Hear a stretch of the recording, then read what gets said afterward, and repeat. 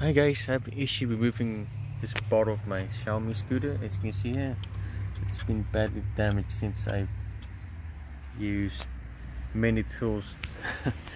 Well, pretty much 3 tools I've attempted to remove. Like I used a spanner, chisel, and filer. Doesn't even work. So as you can see here, I badly damaged the bolt. So I must have rounded off, and it's quite difficult to remove. It's very tight. I just don't know why Xiaomi made it so tight.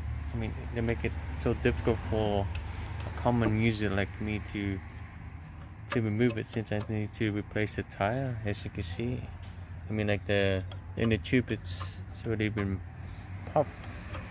I guess there's a hole inside. So if there's any method, please comment below and just let me know. All right, cheers, have a good day, bye.